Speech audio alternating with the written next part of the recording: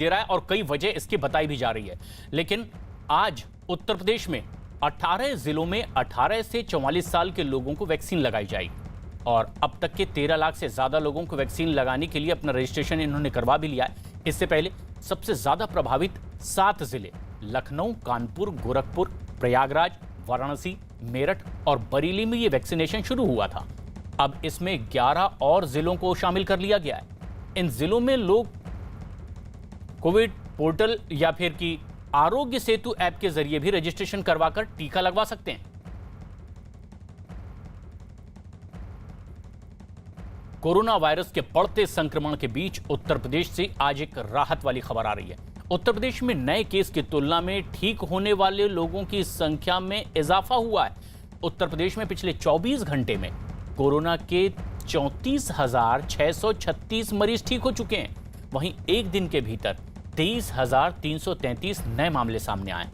उत्तर प्रदेश में अब तक 12,54,000 मरीज ठीक हो चुके हैं कुल मिलाकर, जबकि 2,33,000 एक्टिव मरीजों का इलाज इस वक्त अस्पतालों में चल रहा है। जो आंकड़े जारी किए गए हैं में 1 मई के एक्टिव मरीजों से 77,000 ये आंकड़ा कम है, जो बेहतरी की ओर इशारा करता है।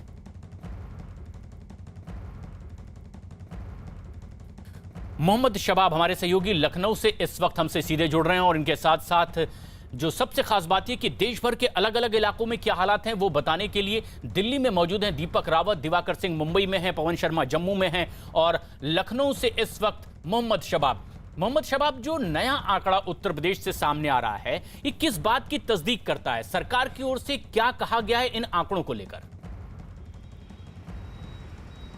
बिल्कुल, देखिए ये आंकड़े जो हैं बेहद सुखद हैं, क्योंकि धीरे धीरे जो रिकवरी रेट है वो बढ़ रहा है और सबसे अच्छी बात है कि जो नए संक्रमित मरीजों की तादाद है, जो संख्या है वो कम हो रही है। उदाहरण के तौर पर अगर राजधानी लखनऊ की बात करें तो यहाँ पर अब से 4-5 दिन पहले तक आंकड़ा 5,000 साढ़े 5,000 के पार था नए संक्रमित मरीजों का। वो आंकड़ा गिरकर जो है 1,500-2,000 के बीच में आ गया है। तो ये एक अच्छी खबर है।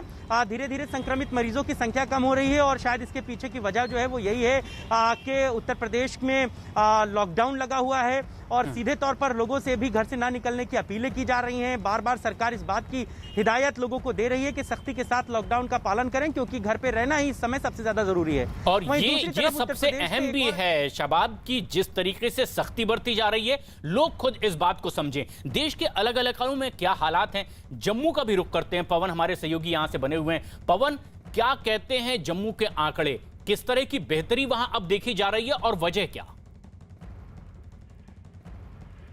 देखिए, जम्मू कश्मीर सरकार की तरफ से जो कदम उठाए गए थे उसका नतीजा मिलना शुरू हुआ है।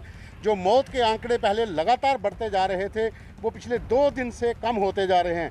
केस हालांकि 5,000 के ऊपर नए केस जो है कोरोना के वो हो चुके हैं, लेकिन रिकवरी रेट भी जम्मू में अब बढ़ता जा रहा है। अच्छे प्रयास जो सरकार की तरफ से हैं वो दिख रहे हैं।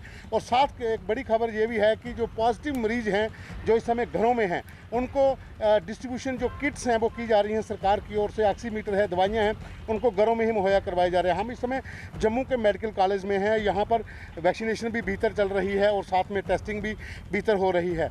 जितना क्राउड पहले होता था वो अब कम दिख रहा है अस्पतालों में। हालांकि बेड की कमी ज़रूर है। जो कोविड सेंटर हॉस्पिटल बनाए गए हैं वहाँ पर थोड़ा क्राउड है, लेकिन मेडिकल कॉलेज में जो यहाँ पर सरकार की तरफ से जो प्रयास किए गए थे उसका असर देखने को मिल रहा है। बिल्कुल भीतर ओपीडी के भीतर जहाँ पर टेस्टिंग चल रही है और यहाँ पर टीकाकरण भी हो रहा है। तो एक अच्छी खबर यह है कि यहाँ पर ग्राफ जो है मौत का जो आंकड़े थे वो यानी जो कदम उठाए जा रहे हैं उसका जमीन पर असर भी अब देश भर में दिखाई देने लगा है।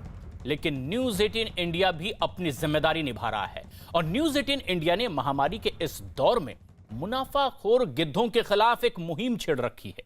इस मुहिम का असर भी अब दिखाई देने लगा है। शहर शहर फैले गिद्धों पर अब पुलिस ने स्पेशल टीम बनाकर कार्रवाई शुरू कर दी है। न्यूज 18 की इस नई मुहिम का असर यह हुआ कि आज अब दवाओं और ऑक्सीजन की जमाखोरी करने वालों को अब जेल में भेजा जा रहा है। महामारी से लोग खुद को और अपनों को बचाने के लिए अपना सब कुछ दांव पर लगा रहे हैं। लेकिन अफसोस ये है कि ये कोरोना काल में गिद्ध मजबूर कर रहे हैं, लोगों को बेबस कर रहे हैं और उन बेबस लोगों पर अपनी गिद्ध नजर गड़ाए बैठे हैं।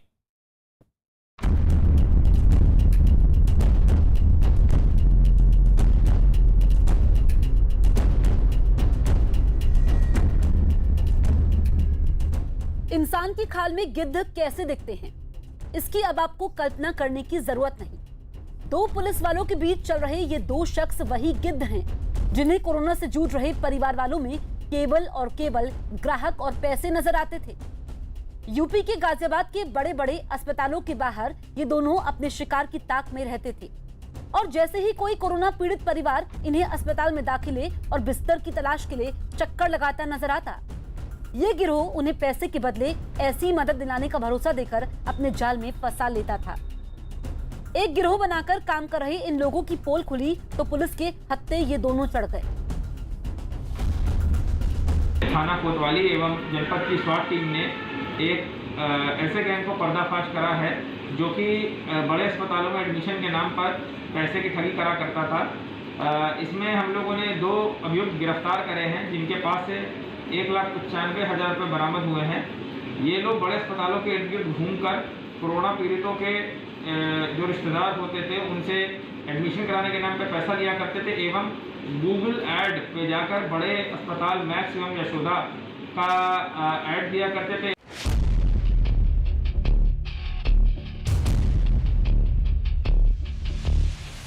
पुलिस ने इस गिरोह के काम के तरीके के बारे में भी विस्तार से जानकारी दी। गाजियाबाद पुलिस के मुताबिक इस गिरोह में 5 मेंबर थे जिनमें से कुछ खुद को डॉक्टर बताते थे। बड़े अस्पतालों में भर्ती करवाने के लिए आने वालों की मदद के बहाने गिरोह के मेंबर मरीज के रिश्तेदारों के करीब पहुंचते थे। अस्पताल में दाखिले, बिस्तर, वेंटिलेटर और दूसरी सुविधा दिलाने का भरोसा देते थे और इसके लिए मरीज का आधार कार्ड, RT-PCR की जांच रिपोर्ट जैसी जानकारी अपने फोन पर मंगवा लेते थे। इसके बाद डॉक्टर को रिश्वत देने के नाम पर अपने खाते में पैसे ट्रांसफर करवाकर लोगों को धोखा देते थे। एक बार पैसे मिलते ही ये लोग सिम कार्ड तोड़ देते थे। अभियुक्त डॉक्टर अमित एवं डॉक्टर चिराग बनकर कोरोना पीड़ितों के मरीजों के उनके रिश्तेदारों से बात करा करता था एवं उनसे बैंक अकाउंट में पैसे मंगाया करता था। गाजियाबाद की तरह दिल्ली के पास नोएडा में भी कोरोना काल के कुछ गिद्ध बेनकाब हुए हैं। इनमें से पुलिस ने इन 7 को धर दबोचा जो आपदा को अवसर बनाकर लोगों से जान की सौदेबाजी के आरोपी हैं। आरोप है कि गौतम बुद्ध नगर के सेक्टर 58 में सक्रिय ये गिरोह रेमडेसिविर इंजेक्शन की कालाबाजारी करता था। कोरोना की वजह से जहां मरीज एक-एक सांस के लिए दवाओं के भरोसे रहते हों, वहां दवाओं की जमाखोरी कर उन्हें अनाप शनाप कीमत में बेचकर ये गिरोह सांसों का धंधा कर रहा था। मजबूरी के मारे लोगों से मुनाफा कमाने के लिए इस गिरोह ने अजीब तरकीब निकाली। पुलिस का दावा है कि यह गिरोह न सिर्फ रेमडेसिविर इंजेक्शन की कालाबाजारी करता था बल्कि नकली रेमडेसिविर बनाकर लोगों की जान से खिलवाड़ करता था। इसके लिए यह गिरोह निमोनिया के काम आने वाली जेनरिक मेरोपेनम इंजेक्शन का लेबल हटाकर उसे रेमडेसिविर के नाम से मुंहमांगी कीमत पर बेच रहा था। पुलिस ने इनके पास से 2,45,000 रुपए, 9 रेमडेसिविर इंजेक्शन, एक बिना लेबल वाला इंजेक्शन, 140 नकली लेबल वाला रेमडेसिविर इंजेक्शन और दूसरी कंपनियों की दवाई बरामद की है। ऐसे लोग गाजियाबाद और नोएडा तक ही सीमित नहीं है। जिस वक्त पूरा देश कोरोना संकट से जूझ रहा है उस वक्त कोरोना महामारी में मुनाफाखोरी करने वाले कोरोना के गिद्ध भी सक्रिय हैं। ये गिद्ध इंसानियत का सौदा करने से भी गुरेज नहीं आ रहे हैं। मध्य प्रदेश के देवास में इंसानियत का सौदा करने वाला एक ऐसा ही गिरोह पुलिस के हत्थे चढ़ गया है। झुके सिर, जमीन की तरफ निगाहें और हाथों में हथकड़ी। पुलिस के आरोपों के मुताबिक जैसी इनकी करतूत थी उसमें यही हश्र होना था। ये दोनों 6 गुर्गों वाले इस गिरोह के मेंबर हैं जो मध्य प्रदेश के देवास में रेमडेसिविर इंजेक्शन की कालाबाजारी कर रहे थे।